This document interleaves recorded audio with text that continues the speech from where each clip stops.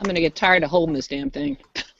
Okay, so good afternoon. We're live for week 6 from the Agora project. I'm Ken, and we have here Bryan, and Danielle will be there. It's just a blank screen right now. And Eduardo, and Kiki, and Nancy, and Tanis, and Terry. So who wants to cut in and talk about this week's topic? Nancy? This was her suggestion of video. No.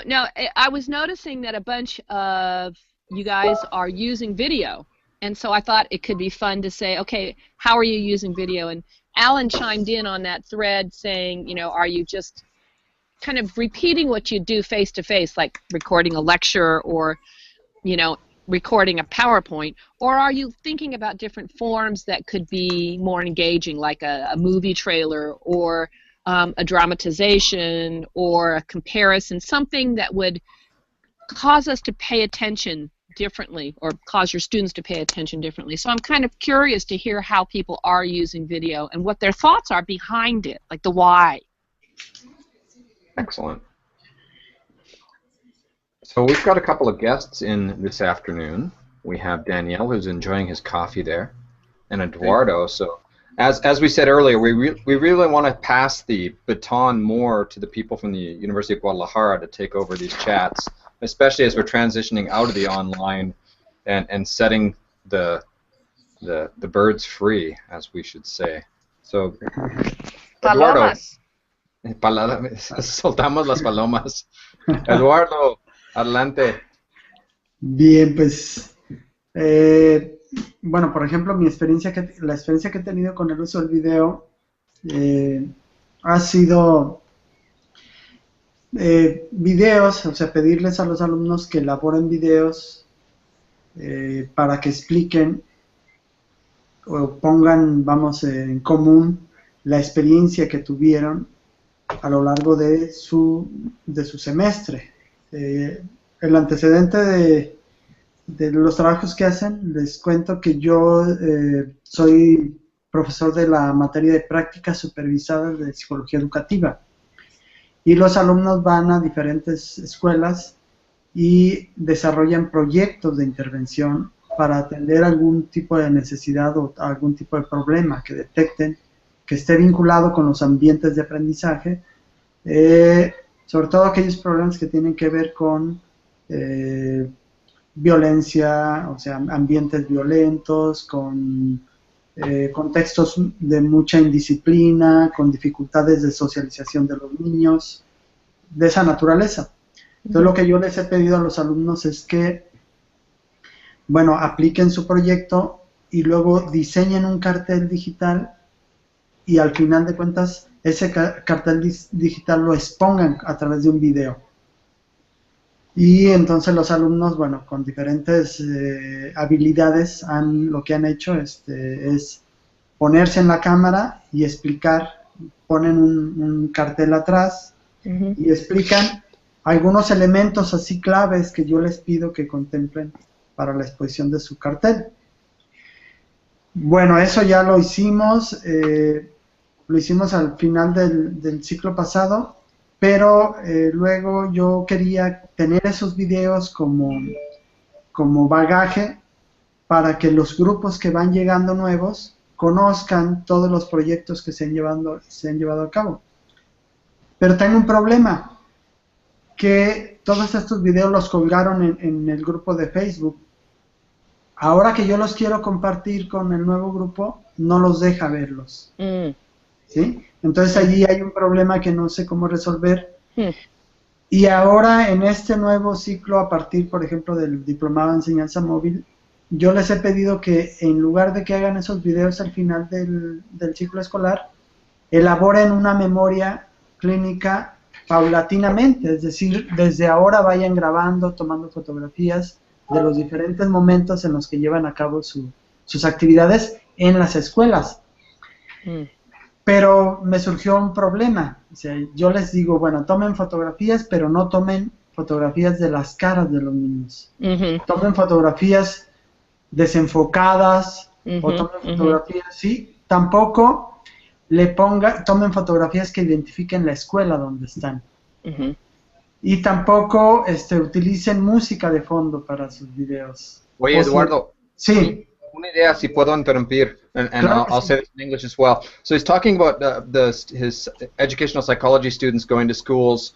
Yeah, you can't show the kids' faces or the schools' identities. Yeah, bringing back the information they find from the schools and bringing them back to their group, and talking about not being able to show students' faces or even voices. One thing, I have a group from my Flip Learning contacts that do a lot of work with puppets, and they've found that they've been able to do a lot of good work with students in the schools where the students use puppets and talk with the puppets animating their conversation, and they found that it really works well for the students to express themselves better, as well as they pass all the rules on that they're not putting the students' faces on video when they publish it. What age are the students? Eduardo, ¿Qué edad?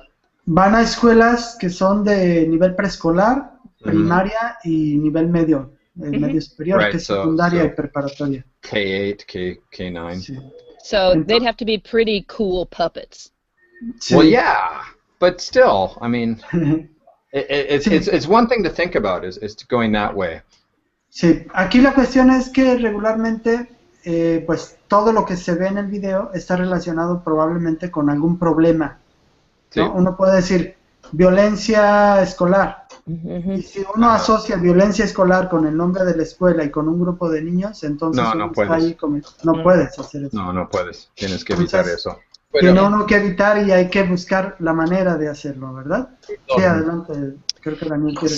So there's a method called replay theater, where you get a group of people and they're practicing basically improvisational acting. They watch what happens and then they act it out and they replay it. So in this case, the students could play the roles of the students they interviewed and do replay theater. And if you Google replay theater, cool. I actually think there's a troupe in Guadalajara that might teach them how to do the replay. Nice. That's really interesting. And it is profound also to try and experience the experience of your subjects. And likewise, when they do that with their students, either via video or live, to see the translation from real through the interpretation of the replay does a lot of sense making. There's a lot of you have to really think about what you saw. You have to really think at this level and at this level. And it can be very, very profound for the students as well. I mean, your students, not the students in the school. Could be profound for them too. Well, I would like to, Eduardo, I don't know if you can say something to her, but I would like to make some comment about what you're talking about before. You know, I will prefer speak Spanish. Sí. Cuando nosotros respetamos el secreto, realmente estamos destruyendo la comunicación y el aprendizaje. Estoy de acuerdo de que hay asuntos de violencia, pero una grabación donde no tengas los gestos de la cara de la gente, donde no puedas ver las actitudes, no tiene mucho valor, mucho menos si esto es una actuación con dibujos. Nosotros tenemos que pugnar por el respeto a la información y el manejo de la información, pero la información tiene que ser real. Tenemos que romper el secreto de todas las maneras posibles. Eso ayuda a la sociedad. Hoy las redes sociales nos muestran cosas que de otra manera no hubiéramos visto jamás en la vida. No solamente los psicólogos, también los no psicólogos. Entonces, yo creo que hay que ser un poco más abierto, hay que ser capaz de poder transmitir la información de manera real y ponerle un valor de control, un valor en cierta forma ético. No se puede estar jugando, pero tampoco se puede estar ocultando. Digo, es mi opinión, es decir, a mí me cuesta mucho trabajo igual, pero me parece que eso está en la base de que la cosa funcione, ¿sí? Quería opinar eso contigo, Eduardo, especialmente. Digo, yo también soy psicólogo. ¿Sí? Sí. Sí, bueno, habría que ver. Lo que pasa que ahí el uso del video pues tiene más bien, más que propósitos de comunicación pública, es, son pedagógicos, digo, para los otros grupos de alumnos. Con más Y razón. pues sí, habría que, yo creo que buscar la mejor manera de poder, bueno, llevarlos a cabo, mm, cuidando algunas cosas, Ujú, ¿verdad? ujú.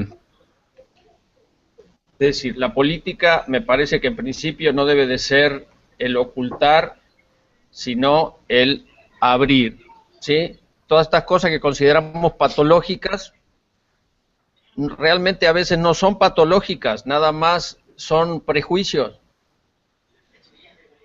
Right. Sí, sí, en efecto. Interesting. Bueno, And what are you using video in the classroom as well, Danielle? Yours or students? no, for the first things I don't, but for the second thing will be a big video, and that will be all the job. Then the preparation beginning to be pretty strong, because for make a video, which I am not talking about technical quality, I am talking about sense. Mm-hmm. You know, you have to think it before a lot. Right. And that is the big problem of the video, you know. You really have to think 100 hours to have 15 minutes of a video. You know, it's unbelievable. Then Okay. normally the students do not much things. I am not talking about quality. Mm-hmm. Right. No, it's just they do what they do and don't have too many value. I think Anyway. that brings up a good topic of the value of just spinning out videos on the spur of the moment versus really focusing on a finished product. Mm-hmm. I agree that the finished product videos are great, but sometimes we run into this problem of the perfect is the enemy of the good, and because I can't get it perfect, I just never produce anything. So that's always a topic that comes up. I'm more of the just get it out and spin lots of versions and improve as we go. But that's my bias, and I think a lot of teachers don't like putting their own videos out because they don't think they're, air quotes, good enough. Mm-hmm. I don't know what your thoughts are on that, or the rest of the panel here. Well, we used to. Oh, sorry, Taz. Go ahead, Terry. We used to have one place I worked. We had this idea of throwaway video and the stuff that you could preserve. So we'd have big production with our media team, and they'd set the location, make sure the audio was perfect, and that was stuff that could be used over and over. And then I had profs that would just do a weekly wrap-up or a current events or a newsletter that were short, done with a webcam, because they were only good for that one time. So we had those kind of two things working. I like that distinction, actually, because I mean that's our experience too. Is that video for us started off as a big production theaters, and it's evolved, and now we use both. Like we look at what we need to do and what we're trying to do, and we think first, does this need to be a production in a studio, or is this something we can do with the iPads? And we found that actually a lot of what we need to do doesn't need to be production. There are times when it does, but I think it gives, as an instructor, it gives you more freedom, because I think it is scary to do videos and put them out there, and they're the quality that they are, but sometimes it's better than not doing anything at all as well. Well, so much gets outdated so quickly that you don't really want your whole production team taking a lot of time to build them. Right? Yeah.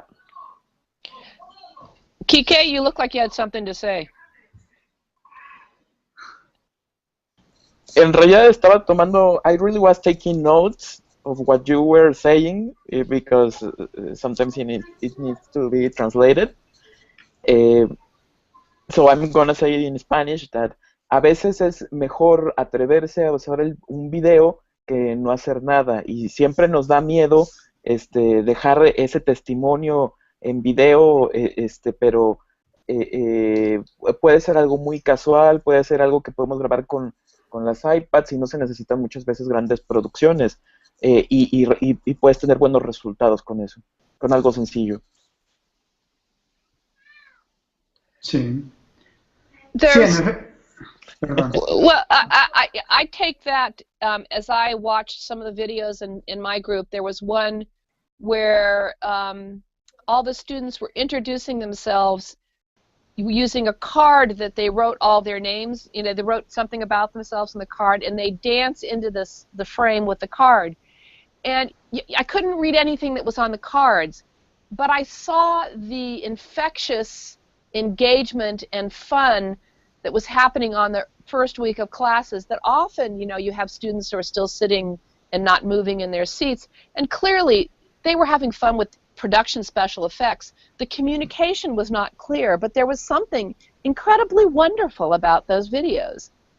So, you know, I think too about this, just doing it and then being able to share what you created with other people for some students is a magical moment as a starter, and then later on they can get better at production and think more carefully about how to communicate their points. Yeah, I like that point as well. I've had my students making some videos for my class for over 1.5 years now for their mastery assignments. And I got some I should share. I got to write blog posts about this. But I found, and I was just noticing right now, we have this big, long week thing at the Tec de Monterrey where people aren't in classes. They're working on big projects. And I noticed my students that I exposed them to using Twitter, created Twitter accounts to tweet out about their project this week. And they're sending out videos. And I'm questioning, I don't know if maybe it was me or I'm putting too much emphasis on what I showed them, but the things they learned about making videos, even though it's not the topic of my course, they're applying it later into their degree program. So I think just the experience of making the video is useful for them. Silence. Bueno, sí, es de acuerdo más o menos con lo que han dicho, y un poco la idea era, bueno, conocer más o menos la opinión. En efecto, estos videos pues son videos hechos con aparatos móviles, no tienen producción realmente. Es un video en donde de lo que se trata es capturar momentos. Tampoco son documentales que aborden situaciones completas de principio a fin, ¿no? Es ir completando con capturar pequeños momentos en imágenes fotográficas, en videos, y completarlo con texto, más bien con texto, es decir, con escrito y con explicación escrita de un poquito de lo que se va haciendo, eso conectado con un documento más teórico, pues, sobre el tema que están atendiendo. Es decir, ciertamente el uso del video es como una herramienta entre otras herramientas, no es el video per se, o sea, por sí el instrumento, ¿verdad? Sí, sí, sí. I want to say something.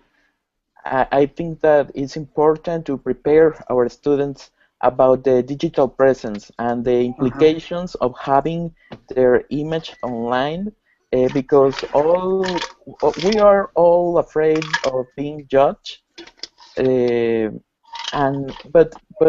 we need to say about the importance of have a personal brand and a personal online presence. And I was reading the other day that in 40% of the people using a computer with internet are gonna look for some video on YouTube. It's the second most used search engine, the YouTube search function. So we need to look for what videos are displaying when we search our name, because it's important to have a presence, and we need to deal with criticism and all the implications. Sí. Es el tema, justo. I think as Tanis was typing, we found our topic for next week. I had a thought. I can't remember what it was. Someone's got to jump in. Digital identity? No, I know that. There was something about the topic that was more related to that. Darn. I have a question for people on the panel and for those listening in who can then maybe add something on Twitter if they are close to Twitter. How are you finding as an instructor managing the viewing of videos that your students produce? So I'm thinking about class sizes of 40, having your students produce videos in that context, and then you as the instructor having to view them. How is that working for you? Excellent point. I deal with this, but I'll wait for other people. ¿Me puedes traducir bien la pregunta?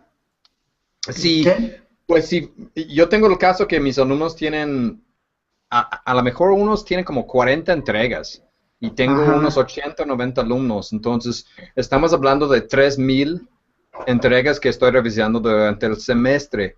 Y si son videos de 5 o 10 minutos, estamos hablando de pues horas, pues días y semanas de videos que debo ver. Claro. Mis alumnos van a ver eso y dar cuenta. ¿Y cómo están, pues, qué hacen con eso? ¿Qué están haciendo para evitar demasiado tarea para maestro de calificar los videos? Bueno, en mi caso son videos que no deben pasar de los 3 minutos, por ejemplo.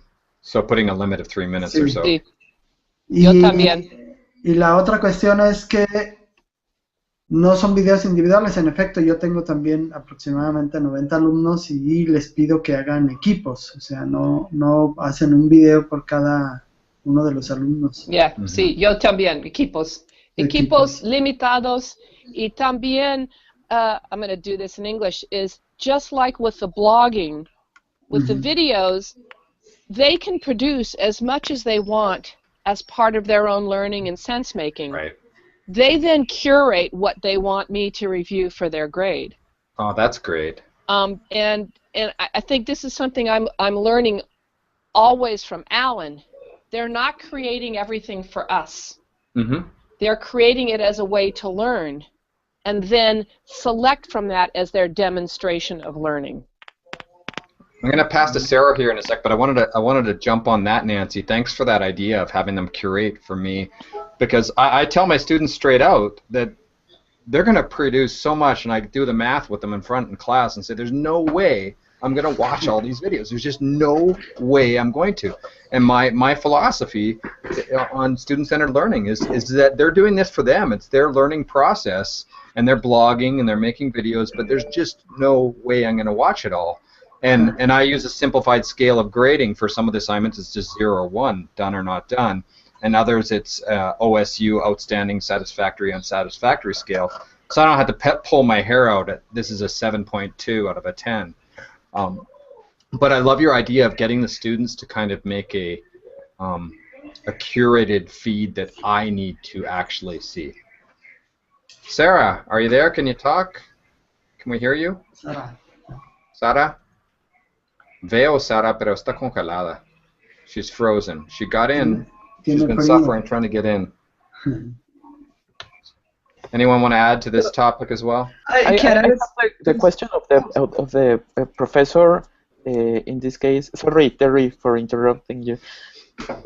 Eduardo, who said about that their students uploaded the videos to Facebook. So it's limited to sharing with Facebook? Sharing video is a problem? Bueno, parece que sí. Todos los videos fueron colocados en el muro de un grupo. Entonces, yo lo que hago es, quiero trasladar el acceso a ese grupo de otro grupo. ¿Sí? Es un grupo cerrado, entonces yo tomo el link, lo coloco en el otro grupo para que vean los videos que presentaron los alumnos anteriores y no los deja. Está solicitando una serie de permisos. Y seguramente, bueno, no sé si tenga que ver con derechos de autor o tenga que ver con otro tipo de permisos. Necesito salirme, vamos, de mi cuenta y entrar por una cuenta de algún alumno que me permita ver qué es lo que le está bloqueando, ¿no? Eduardo, I wonder if there's a way of with the Facebook videos of selecting or curating a few that you want to release from Facebook, getting students permission to use them with new classes, and somehow finding a different way of having access to those. Right, and especially sharing them with the rest of the Agora and outside. Sí. Aquí lo que hubiera sido conveniente es que los subieran a YouTube y luego los subieran a Facebook. Pero lo que hicieron fue subirlos. Yeah. No sabía yo esto que bloqueaba. We learn each semester. Sí, exactamente. Exactly. Entonces va aprendiendo uno esto y entonces es pedirles más bien que lo coloquen en YouTube y que luego de YouTube lo pongan en Facebook.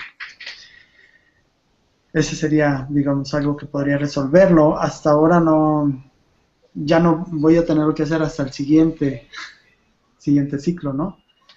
Ese sería, bueno, una opción. Are you there, Sarah, now? No? She was moving there for a second. Sarah? No. I don't think so, or we can't hear her. Okay. One thing I was thinking about, actually, I just remember what I was stuck on. We're doing this survey of tools, and one of the things that came up, as opposed to just talking about which tools, is what's the purpose of the tool. So I think there's a lot of different use of video in terms of having the students give an instructional video, or using it as a reflective process, which we've already talked about, and how we approach that in our teaching and learning. And motivation too, Ken. Right. What's the motivation behind making the video? Is it just... Well, they love it. I think that's a big win, actually. If we're engaging our students, then we've won. Right? Well, I think that, I've had that question about different uses of Twitter, because I've seen some, I've tried to follow a hashtag, and all it is a hashtag and then tagging other people. And I can't figure out the reason for it, but it's like they keep doing it. So somebody's either getting positive feedback for it or enjoying it, and trying to understand what's underneath is really intriguing to me from afar. Maybe it's a game of tag. Maybe. But Danielle, the question I have for you is, if students love it, what did they do before video? Okay, that is something we don't have to teach today. It's because they already know which way to do it. Depending the quality we have to expect, depending of the level of the student we got in front of us. If we have a final running student, probably the quality we have to ask is other different. I have beginning students, then what I do is just make a video whatever they want. No copy, nothing. Just do something for themselves, and that is the work. The video is just the way to get they do something for themselves. Okay, have to be something short, any idea, then, but I don't expect in quality, I don't expect in technical solution, I just expecting the people work. Okay, different of Eduardo students, they are finished, they are professional practice. Then the things have to be supported in theoretical things. Right. Not with the student I have. They don't know nothing, just work the telephone, whatever. Then, depending of the level of the students, what you can ask for them. I don't know. Someone was saying something there. No? Everyone's on mute. Bryan. What's Bryan got to add over there in my left corner? Well, it's interesting because I've always was someone who struggled a lot with video. I think because I'm very much someone who overthinks the visual component of things, so I always was much more attracted to audio.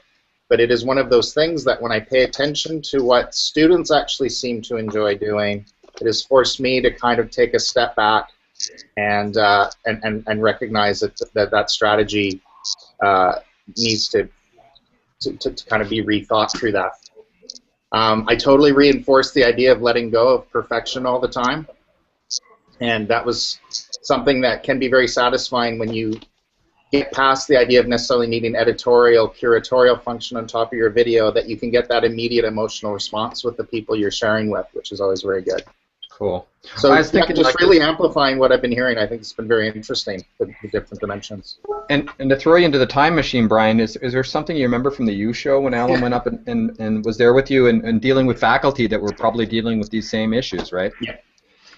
That was actually a case where the fact that our videos were amateurish, I think, actually helped us make a connection with our community. Right. Because they could see that we were being silly and vulnerable and making mistakes, and it was visible, and we were having fun with it, and that made the process of people putting their own, in their case, portfolios together a little less intimidating. I think it brought us down to their level a little bit. Until Tanis came to clean up. Exactly. We needed to bring in a consultant from Vancouver. Right. But I think it's really important that we model these behaviors for our students as well. So I think it's really important that we're recording videos if we think our students should be recording videos. Mm-hmm. I've got a comment here on Twitter from Eduardo Galindo, who says, los alumnos llevaron clase de video y son de segundo grado. Conocer herramientas de producción y edición es grandioso. Does our panel have any comments on that? Wow. Or agreement? I like his Twitter image with the GIBC Yeah. background. I keep thinking it's somebody I should know from work. So the students are bringing class, llevaron clase de video y son de segundo grado. Oh, so this is about a class that's about production of video. Okay. So they're doing lots. It sounds like they're doing much more editing. But I don't get what else the point is there, though. I would like to comment something around that. Adelante, Daniel. Okay, we have to understand which a video which can give us a strong emotional things. We can translate emotional things with a video. We can translate things, you know, pictures, things, but it's very, very hard translating concept with a video. We cannot translate concept, okay?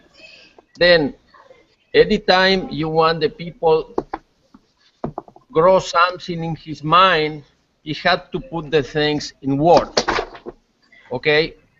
Then, we cannot use video if we have to study concept. Well, maybe, maybe not. So the idea of, I think maybe you're focusing there, Danielle. Correct me if you're wrong. In video, like us talking heads, talking to people, as opposed to doing some screencasting and showing concepts on a PowerPoint presentation or some other medium combined with the video of our heads and our talking. Right? No, what I say with a representation of a concept is impossible. Huh. I'm not sure I agree, but I'll have to think about it. Danielle, I think I kind of understand your point in that it's a little bit how I felt about memes, actually, until I started seeing examples of memes that were actually, was it GIFs? Oh no, it was animated GIFs, sorry. Until I started seeing examples that actually really use the medium very well to convey concepts. And I think, again, it certainly changed my thinking about just I guess the advantages of video and the disadvantages. And part of my question for earlier was, I see the disadvantage of video is that it's longer for me to view than to read something. But at the same time, if I actually see potential for communicating concepts in video, as soon as you take the heads away and the talkers away, I think there's probably a lot of possibilities that we haven't explored yet, and maybe you as these diploma students will show us those new ways. I'll share a link in Delo that has an animated video about critical thinking that is an example of that. Mm-hmm. Well, let me tell you things. You know, normally we say one picture give you more than 1,000 words, and I tell you exactly reverse. One word tell you more than 1,000 pictures. Mm-hmm. Think about that, Ken. Well, I think there's use for all mediums. We have to be really careful that we don't find some new technology and just make everything into a video. We've got to be really careful of that. But I think we got to be careful to say, oh no, I learned with books, therefore you got to learn with books. I think the real point, and maybe that's what you're driving home, is you can't really learn concepts from a video, nor can you learn concepts from books. You need to learn concepts by actually doing things and creating. And the video or text is a communication tool, not a learning tool per se. Well, so I'll put it that way. Language is not just the tool for communication, Ken.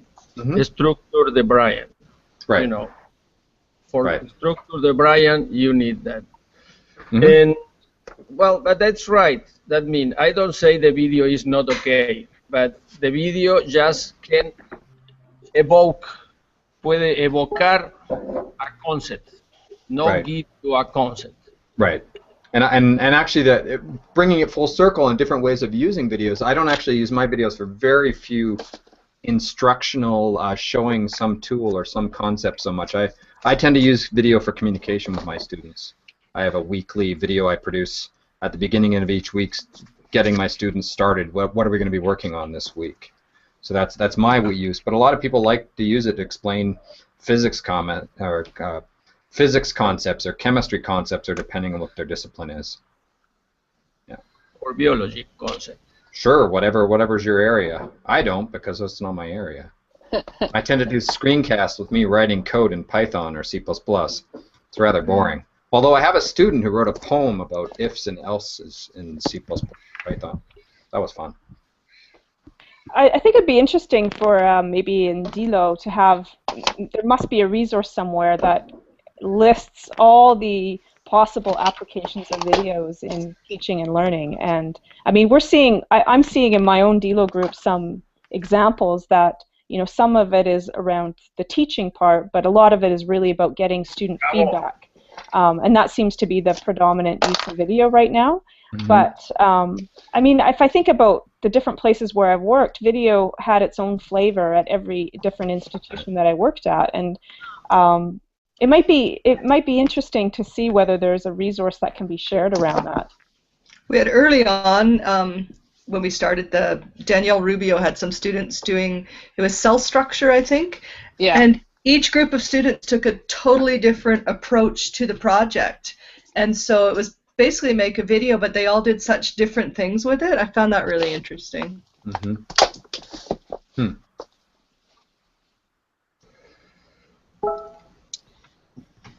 Violence. No. I keep forgetting what I was going to say. I gotta have a piece of paper here to make notes. I have to keep unmuting. Kiki, I wonder if maybe you have some examples that you can share that you've seen at the SIEP about how faculty are using videos, or how you know, how you see the potential of video. Well, the other day somebody told me about a professor that recorded all his lectures, his class, and students were complaining because the professor now just gets to the classroom, put his video, and leaves. Ugh. It's a bad use of video. Yeah, that's not the right way. It's not the right way, but the professor seems to be super happy because he says, I'm like doing what they ask me using technology, But I don't think it's a good way of using technology. Just putting the checkbox recorded lesson. Interesting. No, because the point of making video of your lectures, I mean, which is just as boring watching a professor in a lecture on a video as watching a professor doing a lecture in class, or more so. The point is to free up your class time so you can do really cool active stuff. If you're really flipping. Right, if you're really flipping. But not fake flipping. Or right, you don't go to class, put on the video, and check your email. Yes, and the other thing is that the other day we were working in a group with a group of professors. Nobody wanted to be on camera. Mm-hmm. Yeah. They were telling me we need boss enough of voice or boss enough. Just the voice. Mm-hmm. Just the voice, yeah. That they don't want to appear in the video. And we can, and sometimes you can respect that. That's fine. No, you cannot avoid that. They do it if they want. And I think that's where we should bring next week's conversation about digital citizenship up. Sorry for cutting you off, Danielle. Go ahead. That you can't avoid it. Okay, well, you can avoid it. They do it, but what you can ask is a copy of that. It's just for your protection, maybe. But that will be normally in the future. And the sound normally is very, very, very bad. Normally, nobody do nothing with that if you don't make a big mistake, I think. Right. But that is impossible. And you know a lot. You know the way you move it. You know the way you talk. You know the way you turn. You know the way you write in the board. And it is very important feedback for everyone. I think using video for analyzing your own lessons is an awesome tool as well. A lot of faculty need to use that. Like, I think that's what you're getting to, Danielle, is maybe just have a less pressure-sensitive environment where we're going to record you. We're not going to publish it or anything. This is for you to analyze your teaching practice inside the classroom. That's an excellent idea as well. But yeah, your students can be recording you any day. Audio, video, no matter which day it is, you're probably being recorded. I've seen my students post Facebook videos of their colleagues sleeping in class.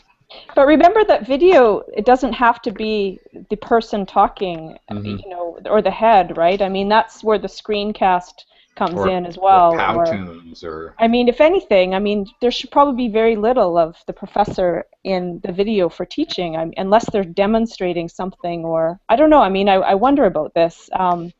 We have a default to talking to the camera, but probably that should be used in a minority of cases. I can't think of very many where that might be necessary. Well, the most used portion of video are like keynote, conferencing, and instructional videos. Everybody's used to use that in University of Guadalajara, but I don't see the faculty developing videos and wanting to do them better and better, improving quality, and I don't see that. I think it's really important to see examples from other people of what they're doing and then take it. Because I know my idea of doing this kind of kickoff to the week, I took that from Bryan and Alan's work on the U show. So I think it's really important to watch what each of us are doing, and share as broadly as possible, and taking little pieces. And Tana said that everywhere she's worked, people use video differently. Cool. Ziel shared a video with me, but I'll probably push it into Dilo. He sent a video out on YouTube of Evaluacion de las Praxias, where it's just him and some other person. I don't know who the other person is. And showing them making movements, and I guess it's an instructional video for their students. It was really well done. Okay. Sorry, I'm just capturing some of this so I don't forget, but... Our text dialogue that we'd like to copy-paste out.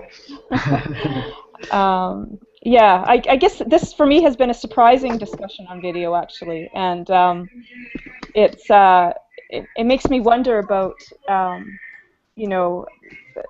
I wonder if there's almost a studio on varieties of video that aren't conventional or something. Breaking the mold. Yeah, or I'm going to start a thread in the Open Agora on this, I think, and just see whether we can capture some really good ideas of unconventional video use for teaching whatever.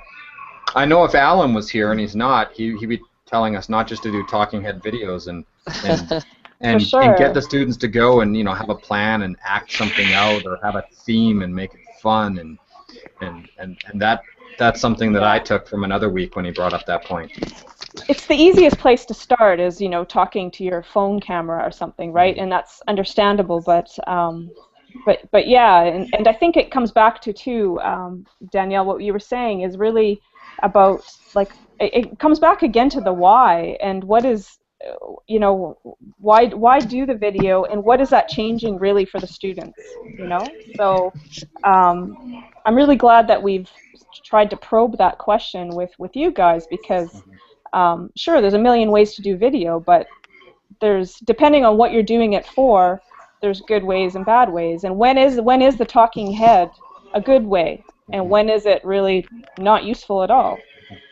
Just to underline what you said, sorry to interrupt, with Alan, one of the things I learned from him was the idea of a gimmick for the video. You think of a gimmick as something that somehow diminishes what you want to do, but I think I learned working with Alan doing the videos, because he wouldn't do it if he didn't have a gimmick, and it had to have a new gimmick every week.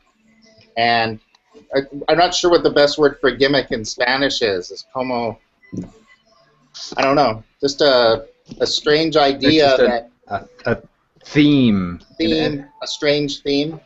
Right. It's kind of like where something happened. I was filling out paperwork or something silly, and we're talking as the instructors, and I said I have to go file some papers or something, and Alan jumped on the idea, and we did that Office Space video. Yes. Right? And so and it might be gimmicky and it's fun to do, but it also kind of it makes us think and reflect a lot when we're throwing some kind of theme onto things. That was the exact point I wanted to say. I think the search for the gimmick forces you to reconceptualize what it is you want to communicate in some new way.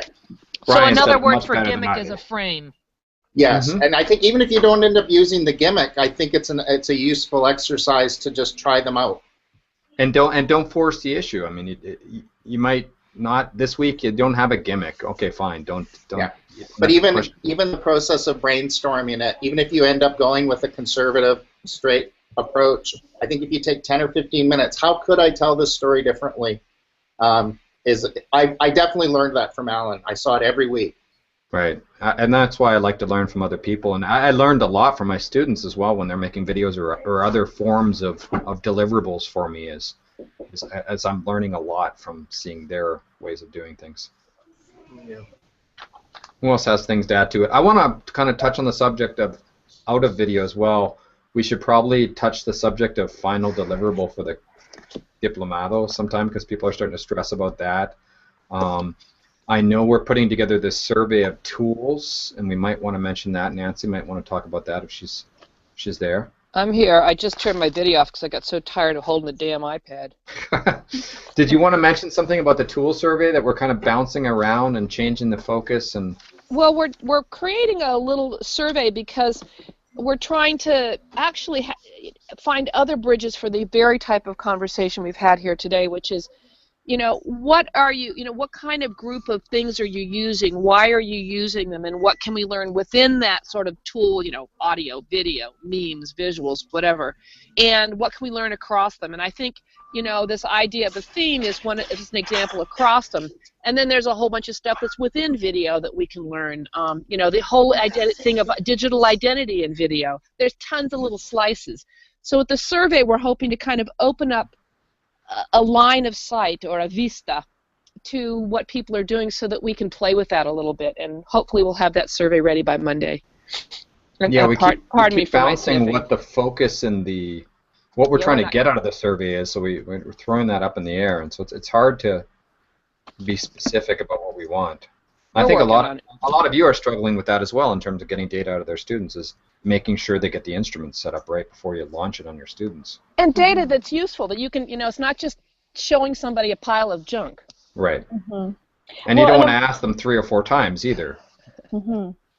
So an important step in this, in a way, in the same way that some of us are asking our students to curate, is, if you have your students provide their video comments on the implementation, there's a job in the report to curate that, to select a few, or to summarize it. If you've used a Google form to collect data from 90 of your students, obviously we're not going to look at the 90 comments on your form. It has to be summarized and presented. Curated, yeah. Curated, essentially, yes. So that's a key piece of, I guess, you going through your student comments and reflecting on that and summarizing that in some way as part of your implementation plan. Maybe that needs a translation. Did you get that, Kiki? Because I got distracted. I can try. When the translators don't pay attention, we get lost. Sorry, I got distracted here with Lo three other que es devices. más importante en el reporte final es hacer como un resumen de lo que han dicho los alumnos de la implementación, cómo fue y todo. Entonces, es un resumen. Y en haciendo el resumen, los profesores están reflexionando también, ¿no? Es un ejercicio de reflexión para ustedes y también para resumir las reflexiones de los alumnos sobre la implementación. ¿Sí? So let me get this. Let me paraphrase your paraphrase on a paraphrase. Basically saying that, because I'm getting this a lot. En español, Ken. Let me check before. Yeah. Basically talking about how we're receiving feedback from the UdG professors, that they're giving us all the details where we're really looking for a summary. Y entonces, la idea es que lo que queremos recibir de ustedes, o ver de ustedes, porque realmente no es lo que estamos recibiendo, queremos un resumen de lo que están viendo con sus alumnos. Realmente no todos los datos, no tenemos ni tiempo de procesar todos los datos, ni entender todos los datos sobre sus alumnos y el proceso de que ellos están haciendo retroalimentación sobre los proyectos que están haciendo. Does that make sense, Kike? Yo estaba pensando, y lo que yo siempre les pido cuando me encuentro gente del diplomado es que cuenten la historia, de forma de que cuando alguien llegue a ese documento entienda un poquito del contexto, de dónde son esos estudiantes, cuál es la disciplina que están desarrollando, y qué hicieron, qué pasó y cómo les fue, qué opinaron los estudiantes, ¿no? Pero es como proveyendo ese contexto, es contar esa historia de cómo enriquecieron esa práctica docente, ¿no? Entonces, puede ser muy breve, pero yo sí creo que tiene que contener esa parte primero introductoria de decir, somos estudiantes de tal materia, de tal escuela, teníamos esta problemática, o a lo mejor quisimos enriquecer esta porción de la clase. Esto fue lo que nos propusimos, esta fue la implementación, así nos salió y esto dijeron los estudiantes. Y yo creo que contando esa historia es como podemos dejarlo incluso para que después otros profesores se inspiren. Exactamente. Y una cosa importante también es el por qué. ¿Por qué hacen algo en tu clase? ¿Por qué tu implementación también? Y qué está cambiando también. Pero este es parte de la historia y me encanta esta palabra, historia, es eso. Contar la historia, ¿verdad? Telling the story. Excellent. I'm going to get close to wrapping up, so maybe, do you want to mention, Dennis, about, oh, who's got music going on? Someone. All right, good. About the tool to produce the final deliverable. Oh, the SWOT, true, or the depending true on what we're writer. doing. Right. Yeah, we need Alan here. So basically, just to kind of calm people down that they're, oh, where am I going to upload this final product? Well, the uploading part, I mean, there's a collecting part first, which I think is going to, the easiest way, I think, to do that, because I think the easiest way is we'll probably have to set up a Google form, and then students will put their links to their implementation plans and reports in that form. So whether that's sitting in a Google Doc, many of my students are using Google Docs.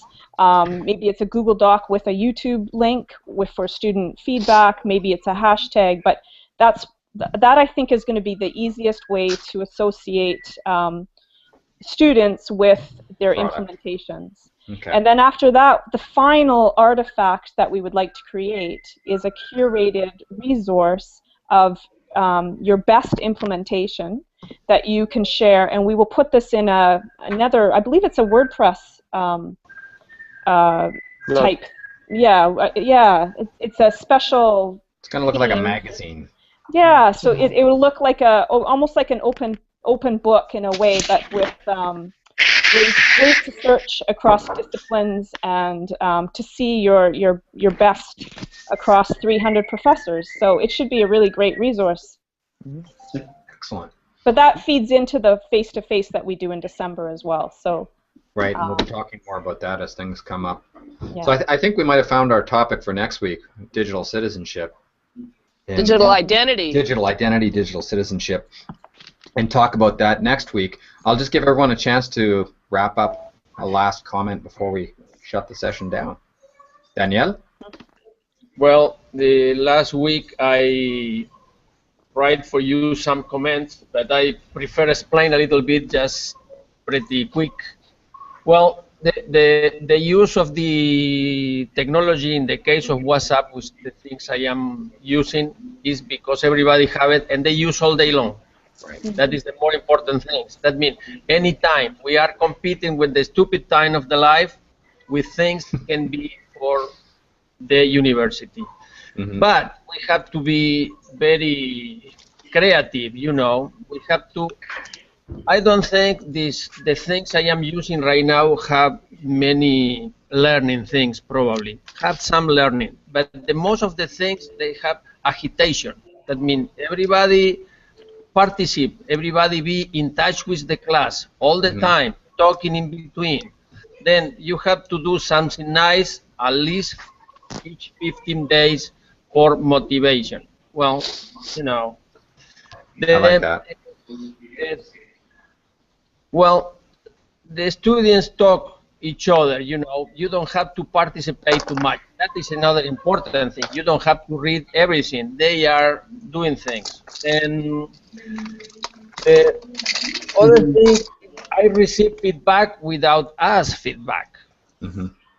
Okay? That means they talk about you and they don't see you, and they talk in the way they never tell you immediately something. Mm-hmm. Okay?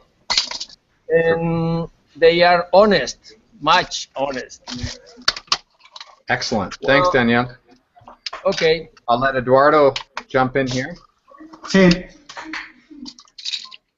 Bueno, pues yo lo que podría decir es que es muy conveniente aprovechar las habilidades que tienen los alumnos, en el caso del video, por ejemplo, que en buena medida son experimentados porque siempre están muy conectados con los recursos audiovisuales.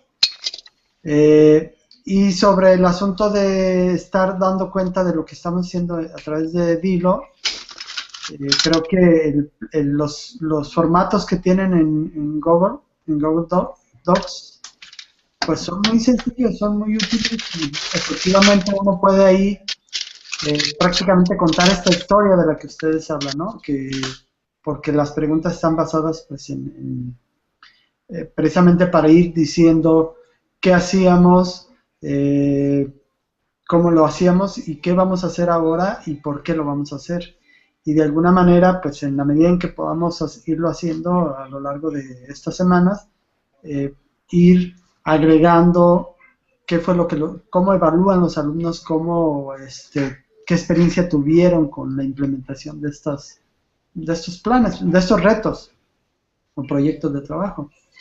Entonces, creo que está todas las herramientas ahí disponibles que se pueden utilizar y con las cuales nosotros podemos dar cuenta de qué estamos haciendo, incluso de pues, los problemas que tenemos. A veces no somos experimentados en el uso de alguna herramienta y no nos resulta, y pues ahí nos pueden dar probablemente retroalimentación, nuevas ideas acerca de cómo ir haciendo las cosas, ¿no?